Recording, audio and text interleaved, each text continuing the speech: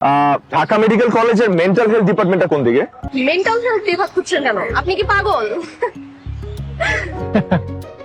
বিশ্বাস করেন, এবার দেশে আসার আগে একদম ঠিকঠাক ছিলাম, কিন্তু দেশে আসার পর মনে হচ্ছে পাগল হয়ে গিয়েছে। ইয়া, আপনি তো কলেজে চলে এসেছে। ও, আপনি আগে হাসপাতালে জরুরি বিভাগে যান, সেখান থেকে আপনাকে সঠিক জায়গায় পাঠাবে। জরুরি বিভাগে না, আপনি বরং পাবনায় চলে যান, কারণ আপনার চিকিৎসা ঢাকায় সম্ভব। ওনার নাম মেঘ, উনি কানাডায় থাকেন। আমাদের মধ্যে বিয়ের কথাবার্তা চলছে। সম্ভবত উনি আমাকে ইমপ্রেস করার জন্য এখানে এসেছেন। তাই আসলে আপনারা বিয়ে করতেছেন? আমার দিক থেকে তো আমি 100% রাজি। শুধু আমার ফিয়ান্সে, মানে যার সাথে আমার বিয়ে ঠিক হয়েছে, মানে আপনাদের বান্ধবী কোনো গ্রিন সিগন্যাল দেয়নি। ভাইয়া, ও রাজি না থাকলে আপনি আমাকে বলতে পারেন। আমার আবার কানাডা যাওয়ার খুব শখ। ভাইয়া, আমিও রাজি। আপনি যে হ্যান্ডসাম। থাম, আপনাকে না বললাম আজ দেখা হবে না? আর আপনি এখানে কিভাবে এলেন? আপনি ঢাকার রাস্তাঘাট চেনেন? কিচ্ছু চিনি না, ঢাকায় আমাদের কখনো থাকাই হয়নি। কানাডা যাওয়ার আগে আমরা চিটাগং এ থাকতাম। তবে গুগল ম্যাপ আছে, ট্যাক্সি আছে, এটা দেখে দেখেই চলে আসছি। আচ্ছা, আমার না গলা শুকিয়ে গেছে, আপনারা তো ক্লাস করে আসছেন, নিশ্চয়ই ক্ষুধার্ত। চলেন কোথাও বসে কিছু খাই। হ্যাঁ ভাইয়া, চলে। না, আমাদের হাতে কোনো সময় নেই। আমরা এখন নীল খেতে যাবো বই কিনতে। তাহলে আমিও যাই আপনাদের সাথে নীল খেতে। অবশ্যই ভাইয়া, চলেন। গ্রেট। চলেন ভাইয়া। উনি আমাদের সাথে যাই কি করবেন? আমরা বই কিনবো, উনি দেখবেন। কাকে? আপনাকে? না, ভাইয়া, আপনি ওর কথা মাইন্ড করেন না, চলেন আমরা যাই। চল চল চল।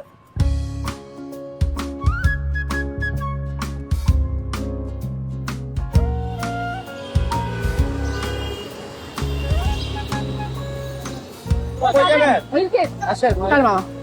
ভাইয়া, আপনারা দুজন তাহলে এক রিক্সা যান আর আমরা দুজন ওটায় চলে যাই। আর রিক্সা হচ্ছে দুজন মানুষের কাছাকাছি আসার সব থেকে ভালো মাধ্যম। যা, এই, চল চল চল।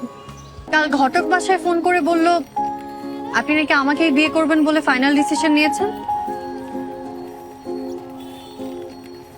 কারণটা কি জানতে পারি? মানে আমার মধ্যে এমন কি আছে যে আপনার আমাকে বিয়ে করতে হবে? আপনার ছবি যেদিন আমি প্রথম দেখেছি, সেদিন আপনার ছবি দেখে আমার কাছে মনে হয়েছে যে এই মানুষটা আমার খুব আপন। আর কাল যখন সরাসরি আপনার সাথে আমার দেখা হলো, তারপর মনে হয়েছে আপনার জন্যই তো এতদিন অপেক্ষা করছিলাম। আপনি সিনেমার ডায়লগ। আচ্ছা, আমি যদি এই বিয়েতে রাজি না হই?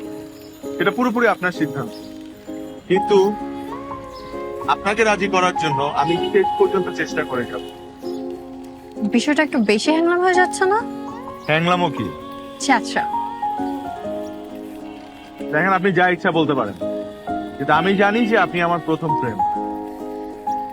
কি যা তা বলছেন?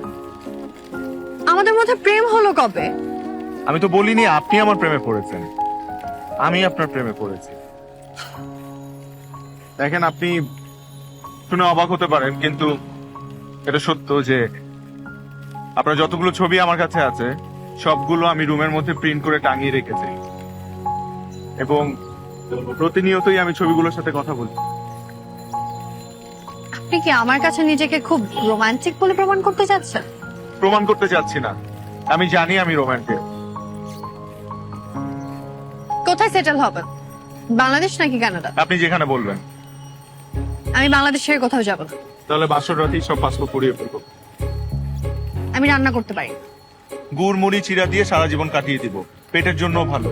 আমার সোপ অ্যালার্জি, আমি কাপড় ধুতে পারি। ওয়াশিং মেশিন আছে, আমি কারোর সাথে রুম শেয়ার করতে পারি। ড্রয়িং রুম আছে, সোফা আছে, সোফায় কাটিয়ে দিব ঘুমিয়ে। আমরা প্রায় একই রকম দেখতে। বাইরে বেরোলে মানুষ ভাববে হয় আমরা ভাই বোন, না হলে বোন। তা তো ভালোই হলো, হাজবেন্ডের সাথে এক্সট্রা একটা ফ্রেন্ডও পেলে। আমার অলরেডি অনেক ফ্রেন্ড আছে, নতুন করে কোনো ফ্রেন্ডের দরকার নেই। আচ্ছা, ও এভাবে কথা বলছে কেন? কথা বলার ধরন দেখে মনে হচ্ছে ও আমাকে বিয়ে করতে যাচ্ছে না।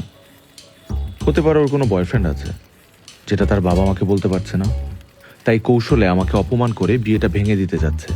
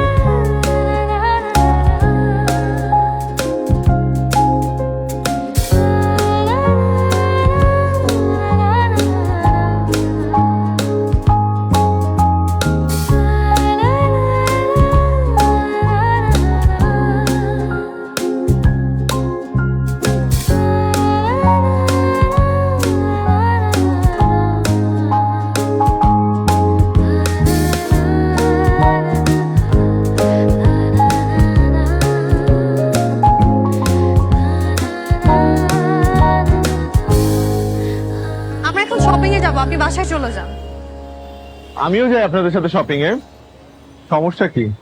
সমস্যা আছে, আমরা এখন নিউ মার্কেটে যাব। আপনি মেয়েদের শপিং এ গিয়ে কি করবেন? অযথা বিব্রত হবেন। না না ভাই, আপনি আমাদের সাথে চলেন না। ভাইকে আমরা বিব্রত হতেই দিব না।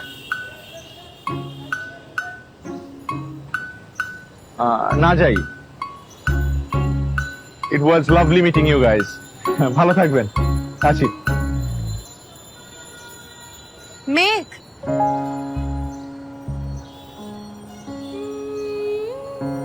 আপনি বাসায় যাবেন কিভাবে?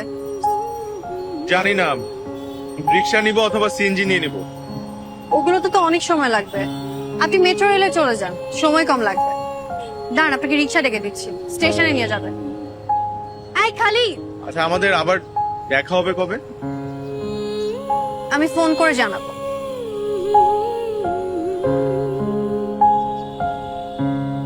হাই, কালকে ফ্রি আছেন?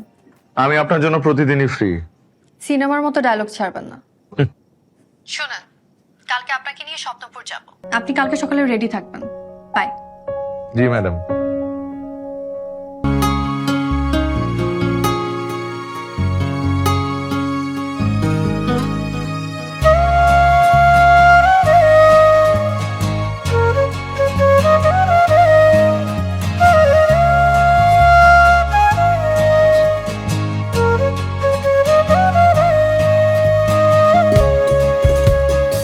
কালকে আমরা একসাথে রিক্সায় চললাম, কিন্তু আজকে আপনি আমাকে আপনার পাশেই বসতে দিলেন না কেন?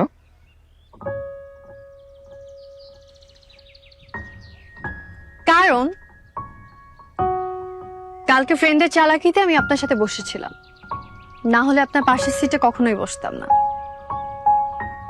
কেন, আপনাকে পাশের সিটে বসতে দেইনি বলে আপনার কি মন খারাপ হয়েছে? মন খারাপ হবে কেন? জানতে ইচ্ছে হচ্ছে কেন করলেন এটা। কারণ আমি চাই না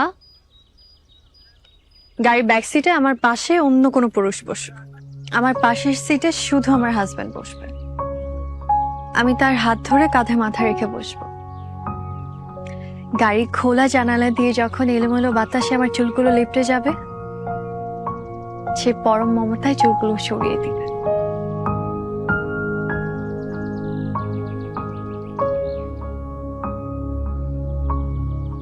এই জায়গাটা সুন্দর না? আমি যখনই আমার দাদুর বাসা এখানে আসি, তখনই এখানে এসে কিছুক্ষণ বসে থাকি।